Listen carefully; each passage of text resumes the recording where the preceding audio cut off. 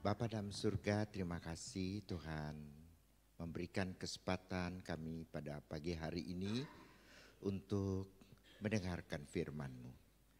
Biarlah Tuhan yang membuka mata kami, membuka telinga kami ya Tuhan. Supaya firman Tuhan sungguh menjadi firman yang hidup di dalam kehidupan kami.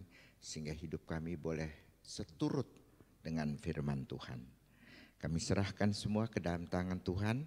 Kami berdoa di dalam nama Tuhan kami Yesus Kristus. Amin. Silahkan duduk Bapak Ibu sekalian.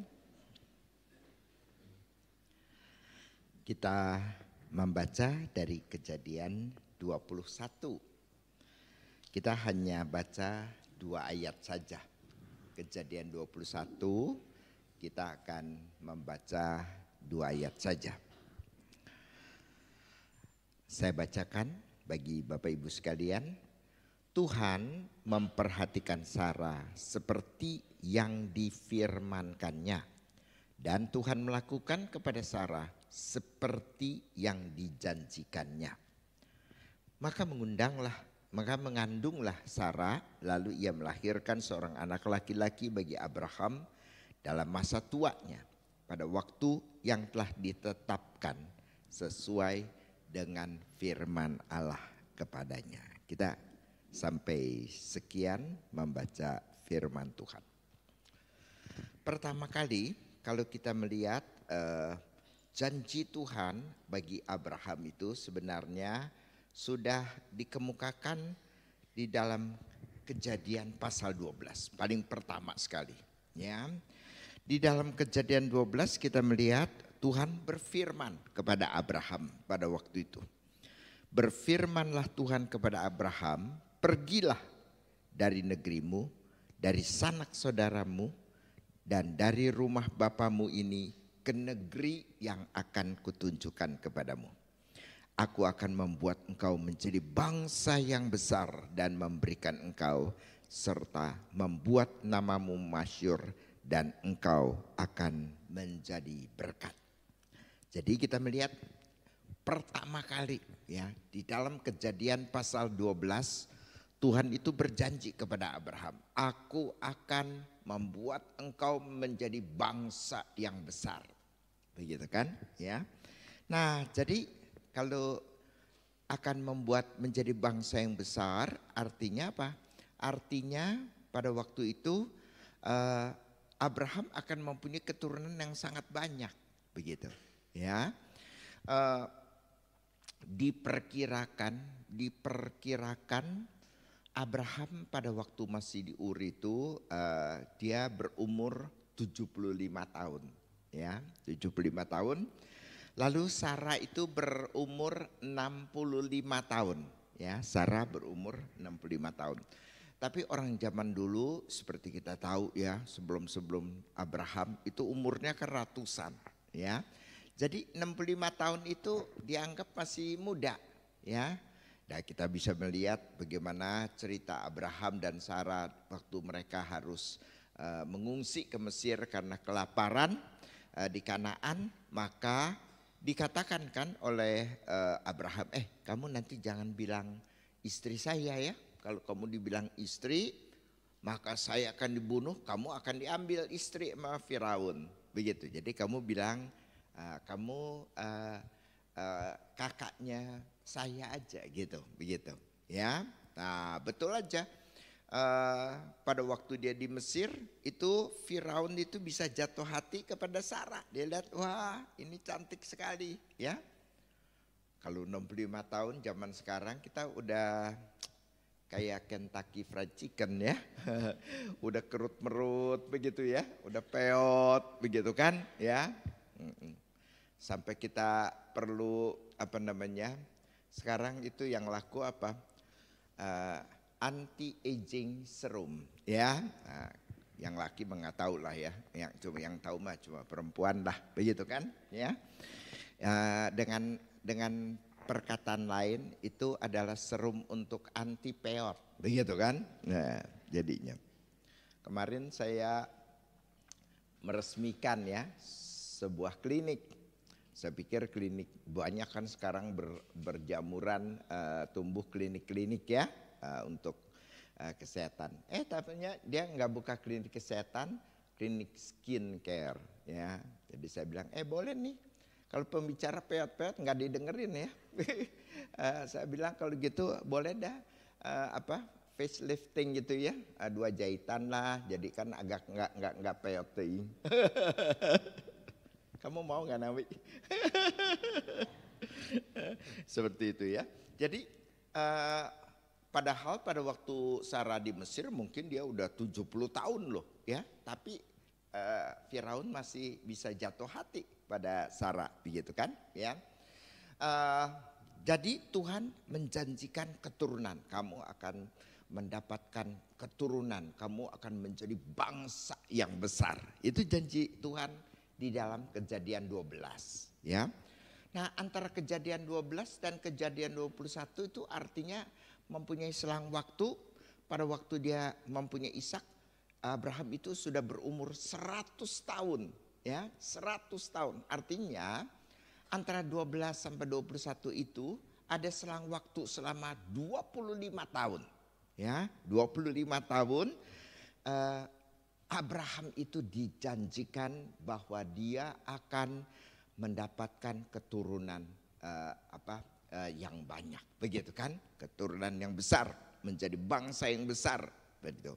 Nah, jadi janji Tuhan itu akan membuat kita menjadi janji Tuhan itu akan memberikan kepada kita satu hasrat di dalam kehidupan, satu harapan di dalam kehidupan kita ya. Janji Tuhan itu sebenarnya memberikan warna ya di dalam kehidupan kita, karena kita mempunyai harapan, kita punya hasrat ya. Wah, nanti janji Tuhan pasti akan terwujud, itu pasti akan memberikan satu cetusan di dalam kehidupan kita, menjadi satu kehidupan yang penuh harapan kan. Hidup yang dengan penuh pengharapan itu menjadi hidup yang bermakna ya. Satu hidup yang yang bergairah, begitu kan. Wah, yang dengan senang kita menghadapi, kita ingat ya, barangkali misalnya Bapak Ibu waktu kecil ya, nanti dibilang sama orang tua, nanti kalau sekolah naik kelas ya, angkanya bagus ya, nanti papa ajakin jalan-jalan misalnya, kemana gitu ya. Wah, kita udah seneng gitu kan. Itu tentu janji daripada orang tua kita itu akan memberikan kepada kita itu suatu gairah kan, satu semangat kan. Wah, kata papa, saya mesti angkanya bagus, saya harus belajar ya. Jadi tidak disuruh pun, karena ada harapan, karena ada janji ya, karena kita melihat ke depan, maka hidup kita kalau disuruh belajar dan sebagainya, itu menjadi sesuatu bukan menjadi paksaan, tapi menjadi satu gairah kan. Karena di depan ya, kamu bekerja misalnya di perusahaan ya, lalu bos kamu bilang, ya kamu kalau bisa capai target segini begitu ya, nanti ya kita bisa pikirkan ada kenaikan atau kenaikan bonus gitu kan. Nah, kita waktu bekerja kan jadi ada harapan, wah gaji gue naik nih gitu ya, bonusnya akan dapat nih, wah saya bisa beli ini beli itu gitu ya. Wah, membayangkan beli ini beli itu aja udah seneng ya, meskipun belum bisa beli, begitu kan ya. Tapi harapan untuk bisa itu membuat hidup kita bergairah. Kalau kita hidup tanpa pengharapan, habis hidup kita. Ya, kita mau apa hidup tanpa harapan? Ya, gini-gini aja, ya lewat gini-gini aja. Oh, senang ya senang, tapi buat apa? Susah, iya memang susah. Begitu kan? Itu kehidupan tanpa gairah. Ya, Jadi Anda kalau hidup itu tidak ada gairah, berarti apa? Anda tidak punya pengharapan. Ya, tapi kalau hidup ini Anda hidupi dengan gairah, dengan semangat, ya, dengan senang. Karena apa? Karena kita punya pengharapan. Ada sesuatu yang kita harapkan pada masa depan akan terjadi. Jadi pengharapan itu sangat penting sekali di dalam kehidupan kita. Ya, Anda boleh periksa kehidupan Anda. Apakah ada pengharapan yang sungguh, ya, kepada Tuhan? Apakah sesuatu yang sungguh-sungguh, misalnya kita lihat Tuhan memberikan kepada kita. Nah, jadi bagi Abraham, bagi Sarah, ya, janji daripada Tuhan itu adalah sesuatu yang memberikan, menganugerahkan kepada mereka satu semangat hidup. Saya akan menjadi bangsa yang besar. Artinya Tuhan akan memberikan anak kepada saya, begitu. Ya, lalu kemudian buat Sarah apalagi? Ya, kalau zaman sekarang perempuan tidak punya anak, biasa. Sekarang banyak anak-anak itu ya, teman-teman saya itu menikah tapi tidak mau punya anak, begitu. Kita nanti punya anak, belum sekolahnya mahal. Sekarang kita kalau punya anak beliin makanan cukup, begitu kan? Nggak apa-apa. Beli pakaian, beli sepatu apa segala, cukup buat anak. Tapi yang paling mahal untuk anak itu apa? Pendidikan zaman sekarang. Ya, kalau zaman saya kecil, yang susah apa? Makanan. Saya kalau makan ayam, makan telur itu, keren sekali. Wah, ini orang kaya gitu ya. Jadi kita kalau di sekolah, kamu makan apa? Makan ayam gitu kan. Makan telur. Orang kaya loh ini, bisa makan ayam, bisa makan telur. Kita mau makan apa? Tempe, tahu, begitu kan ya. Dia bisa makan ayam. Nah, saya sekarang kalau di kantor ya, kita catering. Ada sopir juga sopir dari teman kami ya. Tentu dia tidak makan babi kan, maka jadinya kita semua ini ikut terimbas. 1 nggak makan babi, 6 semua tidak boleh makan babi. Menderita ya, gara-gara 1, 6 juga jadi nggak makan ya. Daging mahal kan, bapak-bapak nggak tahu ya, ibu-ibu tahu tuh. Harga daging berapa? Nggak tahu juga. Nggak apa-apa deh, masih belum pada bangun.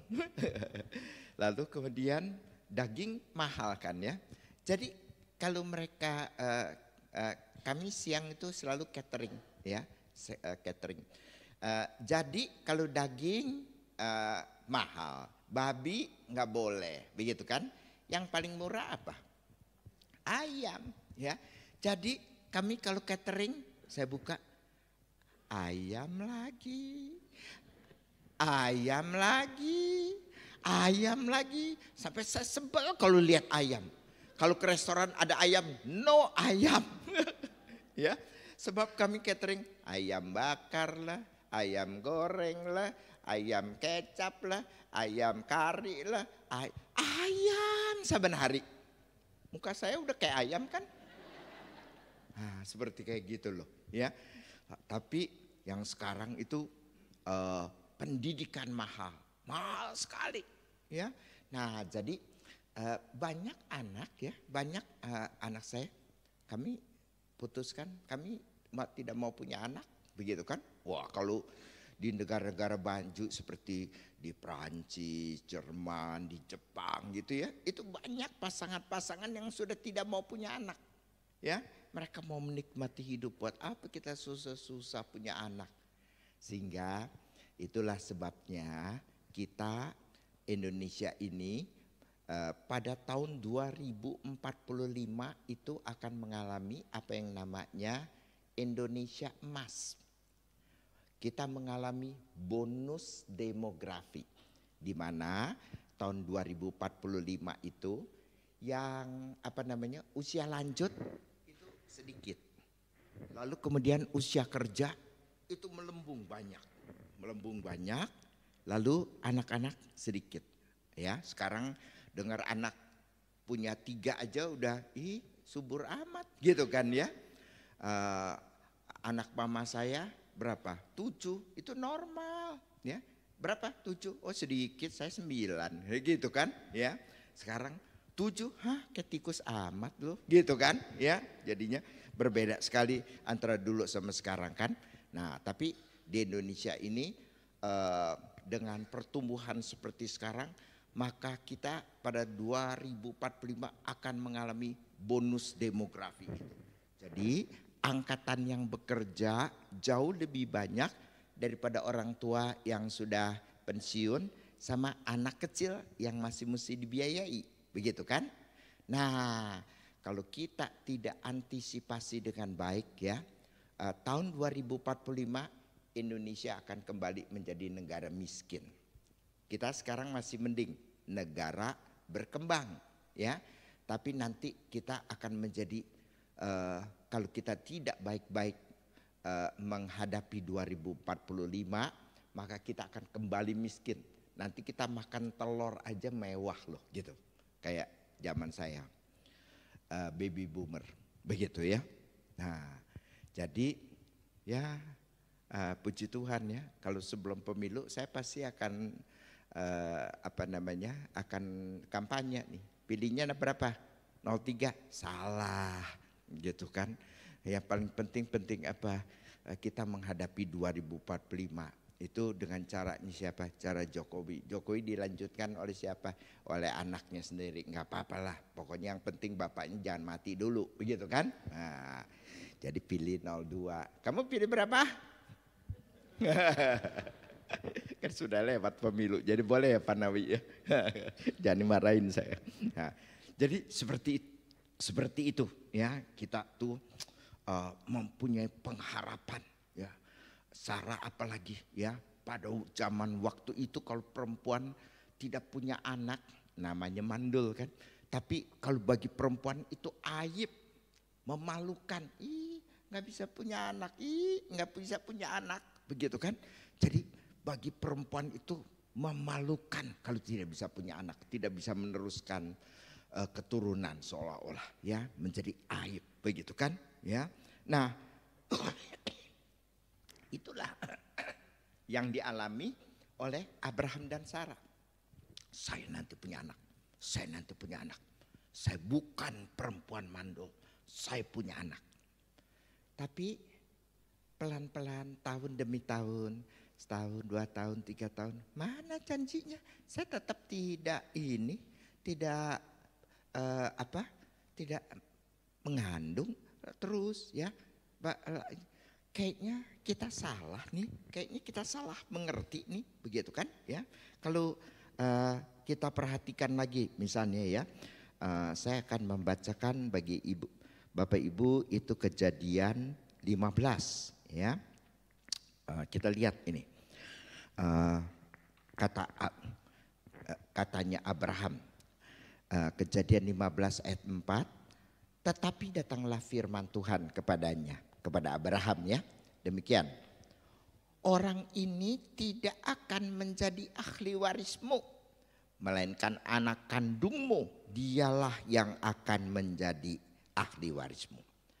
Jadi pada waktu itu kita lihat di dalam Kejadian 15 ini, Abraham tuh sudah hilang pengharapan.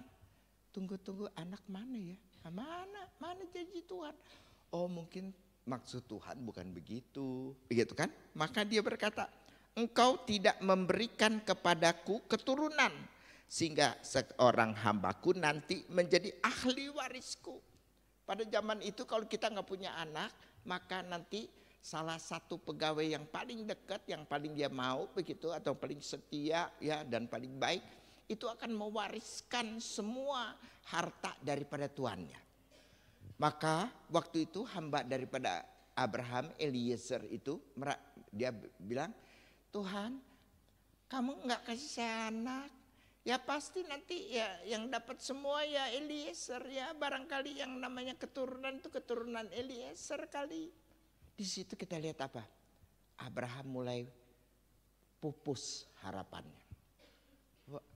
Aku punya anak enggak kayaknya, udah begini lama mana harapan hamba anak tidak dapat, ya paling hamba aku inilah begitu kan ya.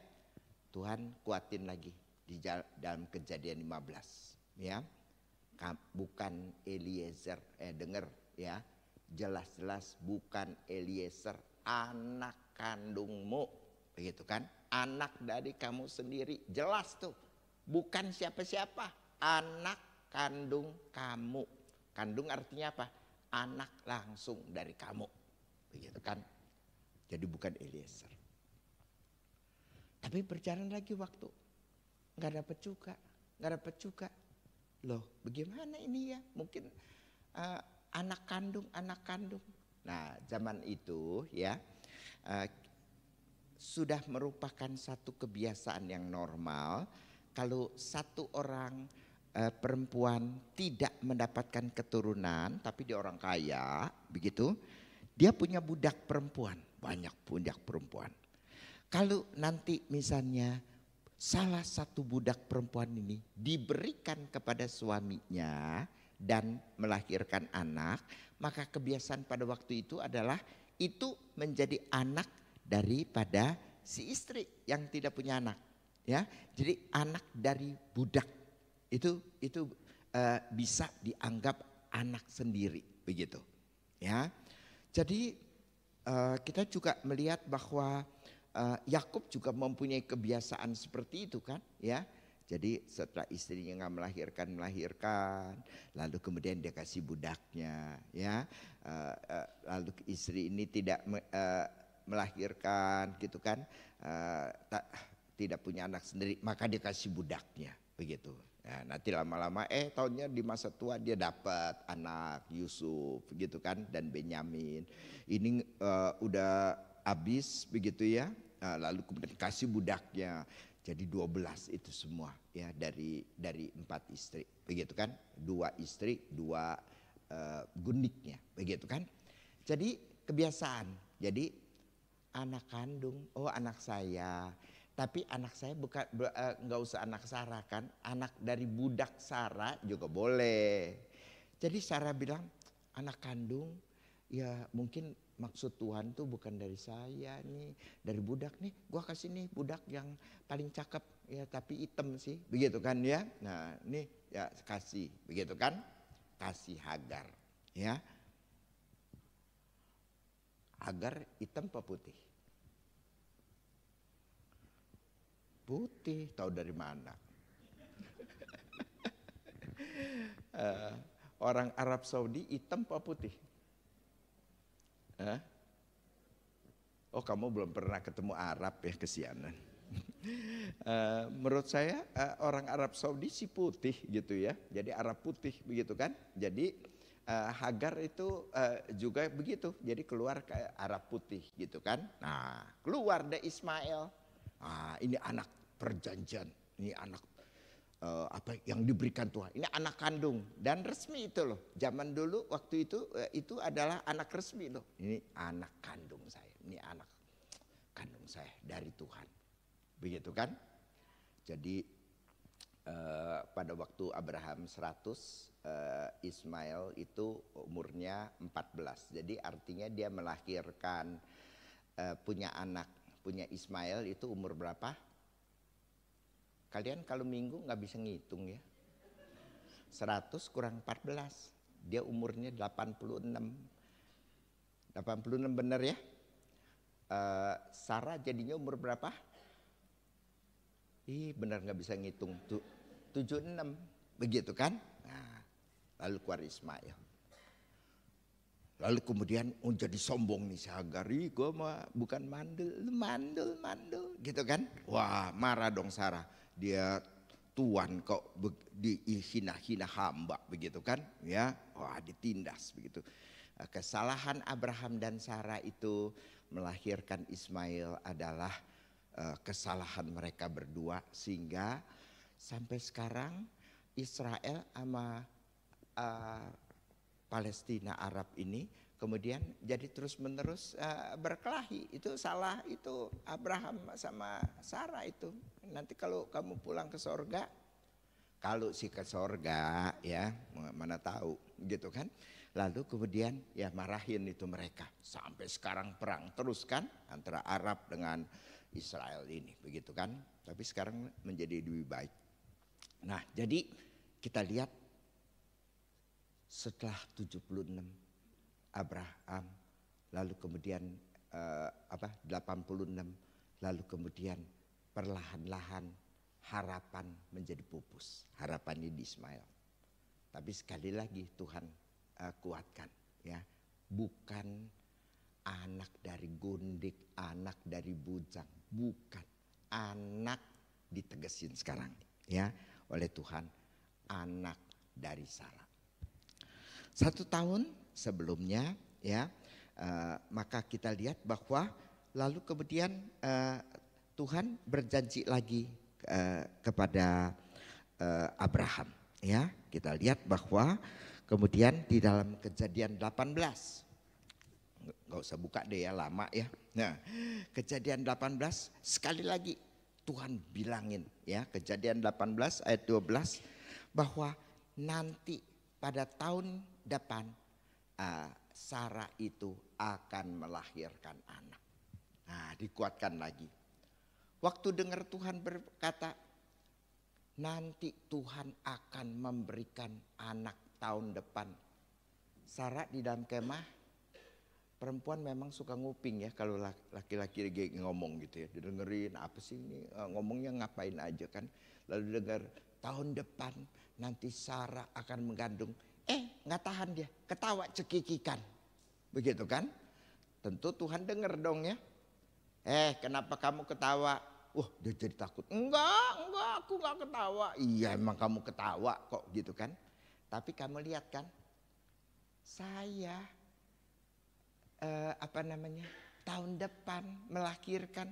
Bagaimana bisa? Saya sudah mati haid. Kalau berapa puluh tahun yang lalu saya dibilang itu saya masih punya harapan. Sekarang saya bakal punya anak. Ya ilah, ngimpi kali ya. Kayak gitu kan. Lalu dia tertawa. Nggak mungkin. Sekarang nggak mungkin lagi. 15 tahun lagi saya bisa mungkin punya pengharapan. Sekarang saya mana bisa dibodohin. Saya sudah mati haid. Nggak bisa lagi melahirkan. Dari mana melahirkan. Begitu kan. Lalu kemudian ya Tuhan bilang lihat aja tahun depan gitu kan. Nah tahun depan tahun ini si Abraham umur berapa? Kamu nggak tahu umur orang ya? 99. Jadi Sarah umur berapa? Nggak bisa lagi hitung. 89 memang dibilangin mau punya anak ya.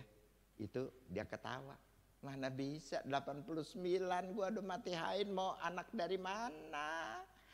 Anak jin kali ya, anak tuyul kali ya, gitu ya gua mana bisa. Nah, nanti setelah Tuhan berkata ya, tahun depan kamu nanti akan melahirkan. Nah, 3 bulan lalu mulai muntah-muntah gitu kan ya. Nah, dia kirain dia salah makan. Perempuan memang suka salah makan kan sejak dari Taman Eden kan. Makannya salah gitu kan. Jadi muntah-muntah. Lu sih udah ditulisin itu ceritanya kan itu Hawa itu salah makan itu buah pohon bilang nggak boleh lu makan juga. Nah lu juga makan apa nih muntah-muntah. Waduh tapi ya ini gitu kan. Nah, tapi lama-lama kemudian berapa bulan ya kelihatan kan saya belum pernah melahirkan. 2 bulan udah melendung belum ya? Kadang-kadang ada perempuan yang nggak kelihatan tuh 2 bulan aja gitu ya. Tapi kan udah muntah-muntah tuh ya. 3 bulan mulai udah melendung ya. 4 bulan makin gede, makin gede, makin gede. Dia mengandung. Tepat Abraham umur 100, Sarah umur berapa? 90, lahir anak. Bisa dibayangkan enggak tuh? Waktu mereka melihat janji Tuhan. Padahal harapan mereka udah pupus kan. Aku tidak bakal punya anak. Ya janji ya janji. Tapi ya mana bisa Abraham mengatakan nanti yang jadi keturunan saya itu Eliezer. Begitu.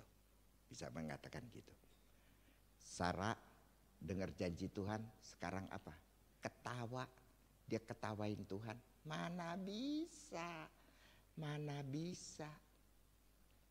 Tapi sepanjang jalan Tuhan tetap kuatkan. Anakmu sendiri, anak kandung sendiri, bukan Eliezer. Anak kandungmu sendiri. Lalu kejadian 18. Tahun depan Sarah akan mengandung. Dan dia melihat tahun depan benar Sarah kemudian mengandung. Dan dia mendapatkan 1 anak laki-laki. Ya, jadi harapan kita akan penggenapan daripada janji Tuhan. Sebenarnya kalau kita berpegang erat kepada janji Tuhan, kita pasti hidup bahagia. Kita pasti hidup senang. Kita pasti hidup dengan pengharapan. Kita pasti hidup sesuai dengan pengharapan itu. Begitu. Ya. Tapi kita lihat orang Kristen sekarang itu Kristen cuma ditempel doang. Apa agama Kristen? Tapi agamanya tempelan. Tempelan di kartu penduduk. Bener enggak nih Kristen kita? Itu dilihat daripada iman kita. Dilihat dari iman kita. Saya kasih contoh sedikit aja. Ya, kamu kalau meninggal masuk mana? Nabi pada nggak tahu dia mah. Lu kurang ajar. Kurang mengajar, maksudnya bukan kurang ajar. Jadi kita mempunyai keyakinan kan ya. Kalau kamu sungguh percaya, barang siapa yang percaya, dia tidak akan binasa, melainkan beroleh hidup yang kekal. Itu kan ayat kamu satu-satunya yang kamu hafal kan, yang lain sungguh mati nggak tahu. Begitu kan, satu-satu nih. Barang siapa yang percaya tidak akan binasa, melainkan beroleh hidup yang kekal. Ya, jadi kamu kalau percaya, kamu meninggal, masuk mana? Masuk surga. Sekarang agak mending. Sekarang udah tahu ya, puji Tuhan. Ya, pasti enggak?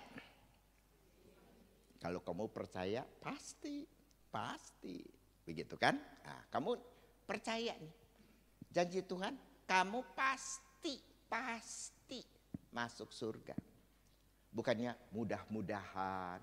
Makanya iklan orang Kristen dia tuh tidak pakai mudah-mudahan. Yang mudah-mudahan itu pasti bukan Kristen tuh, ya, karena belum tentu masuk surga, begitu kan? Ya, orang Kristen pasti tidak ada yang dapat memisahkan kita dari kasih Tuhan, pasti, ya pasti. Jadi kalau meninggal kita masuk surga, yakin nggak? Yakin, puji Tuhan. Tapi anehnya orang Kristen kalau itu sama aja sama orang dunia. Datang ke dokter, dokter ada benjolan nih di sini nih. Wah, ini mencurigakan nih. Saya mesti Saya mesti biopsi nih, ya. Ini apa? Kita nggak tahu. Kita periksa dulu ya. Nah, ambil biopsi, periksa laboratorium sebulan, seminggu, ya. Nanti ambil hasilnya, kita mau lihat, dibiarkan dulu. Itu apa sebenarnya, begitu kan? Nah, seminggu lagi, lalu gimana dokter hasilnya? Nah, kalau dokter bilang bukan kanker, wah puji Tuhan, ya. Tapi kalau dokter sih nggak akan sekasar ini ya. Kamu kanker, ya Allah, gitu kan. Berapa lama lagi dokter? Ya 3 bulan lagi, begitu kan? Nggak ada dokter gitu. Kita bisa langsung mati di situ malah denger gitu. Ya itu dokter kampung tuh. Jadi dokter biasanya bilang gimana? Gimana dokter? Hasilnya gimana dokter? Ya ibu mau makan apa aja makan.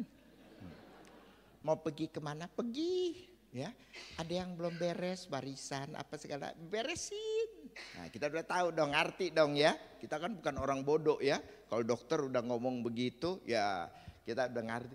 Ya iya dokter, berapa lama lagi ya? Kalau ibu kuat ya 3 bulan. Kalau enggak kuat ya bulan depan juga kita ketemu di sorga. Begitu kali ya. Nah gitu kan. Nah kita orang Kristen nih ya. Kalau meninggal masuk mana? Masuk surga. Dunia sama surga mana enakan? Surga. Siapa yang bilang dunia? Kata kisah sih lagi Pak Nawi ya. Catat ya. Nah, pasti surga ya. Tapi kalau dokter bilang kita 3 bulan lagi masuk surga, kita bagaimana? Puji Tuhan, 3 bulan lagi saya mau ketemu Tuhan, saya masuk surga. Nggak ada kan orang Kristen gitu. Hah? Kalau kita anggapnya ini orang Kristen sinting kali ini, gitu kan? Nah, itu menandakan apa? Harapan kita nggak pasti. Harapan kita nggak pasti. Ada orang ya, memang mungkin cukup kaya, kanker. Lalu kemudian dijanji sama dokter, ini ada suntikan tapi mahal. Berapa? 350 juta sekali suntik. Begitu kan? Ya. Pasti manjur. Iya tapi ada harapan. Kalau nggak disuntik ya lu 3 bulan mati. Gitu kan? Ya.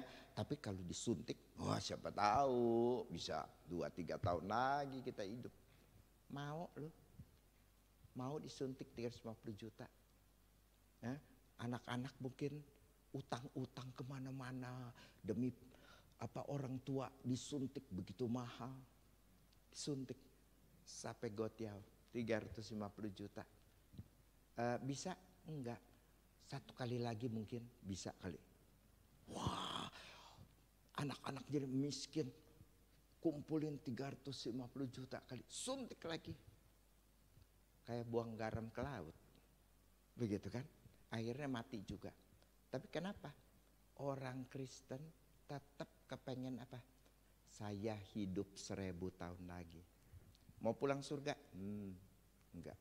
Saya pengen hidup di dunia. Karena apa? Kita gak percaya janji Tuhan. Gak percaya janji Tuhan. Ya, kita kalau hidup bersama dengan Tuhan, hidup kita pasti penuh gairah. Hidup kita pasti semangat. Hidup kita penuh pengharapan, penuh hasrat, penuh segala sesuatunya. Sehingga kamu kalau percaya janji Tuhan, hidup kamu tidak ada susah. Karena kamu percayanya sama Tuhan. Bukan percaya pada keadaan dan pada situasi lah, pada nasib lah, pada apalah, tidak. Kita percaya pada Tuhan. Kalau kita 100% bisa percaya pada Tuhan, hidup kita senang, hidup kita bahagia, hidup kita damai, hidup kita sejahtera. Dan itu yang Tuhan janjikan. Damai sejahteraku yang kuberikan, tidak seperti yang diberikan dunia. Damai sejahteraku akan kuberikan. Tuhan janji pada orang yang percaya janji Tuhan, mempercayakan hidupnya pada janji Tuhan, damai sejahtera Tuhan pasti menguasai kamu. Dan hidup kamu terus senang, bergairah, bersemangat, selalu sukacita di dalam Tuhan. Mau gak hidup yang begitu? Mari kita tunduk kepala.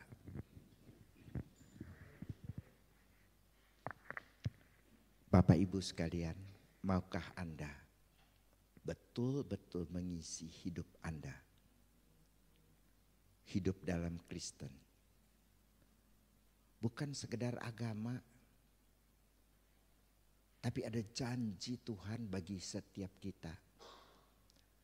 Janji Tuhan adalah hidup yang berkelimpahan. Yohanes 10 ayat 10. Aku akan memberikan kamu hidup yang berkelimpahan. The abundant life. Tuhan tidak janjikan hidup mengeluh, hidup menangis. Tapi Tuhan menjanjikan hidup yang penuh pengharapan. Dengan kelimpahan daripada berkat Tuhan di dalam kehidupan kita. Anda percayakan janji Tuhan atau Anda percaya situasi? Mungkin seperti Sarah kita melihat, saya sudah mati haid, mana mungkin. Segala sesuatu adalah mungkin bagi Allah, meskipun bagi kita tidak mungkin. All things are possible to him that believe. Selalu mungkin bagi orang percaya. Bapak Ibu, mau gak hidup berdasarkan janji Tuhan? Dan janji Tuhan memberikan gairah, memberikan semangat, memberikan kesukacitaan dalam kehidupan kita. Hidup Kristen mesti sukacita.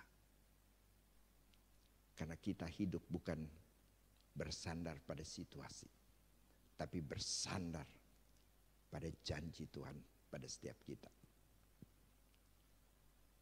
Mau gak Bapak Ibu menyerahkan segala sesuatu dan minta Tuhan yakinkan hidup berdasarkan janji Tuhan. Tuhan janjikan kamu akan hidup dalam hidup yang berkelimpahan. Percaya gak kamu pada Tuhan? Mari pagi hari ini serahkan diri kita. Minta tolong pada Tuhan. Supaya kita bisa punya semangat untuk percaya pada janji Tuhan.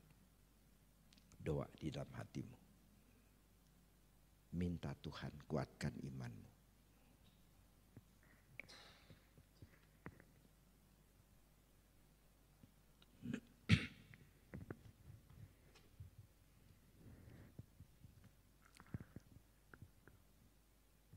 Ampuni kami ya Tuhan sebagai orang Kristen. Kami hidup miskin. Karena kami tidak bersandar pada janji Tuhan. Kami hanya melihat situasi yang kami hadapi sekarang ini. Kami tidak berharap pada janji Tuhan. Itulah sebabnya hidup kami adalah hidup yang diombang-ambingkan oleh ombak kehidupan. Susah kami menjadi susah, sukacita kami tidak menjadi sukacita yang langgeng. Tuhan tolong setiap jemaat-Mu berserah kepada Tuhan, berserah pada janji Tuhan, dan yakin hidup berdasarkan janji adalah hidup yang indah, hidup yang bergairah, hidup yang bersemangat, hidup yang dinamis, hidup yang berkelimpahan. Tuhan tolong jemaat Tuhan. Dalam nama Tuhan Yesus kami berdoa. Amin.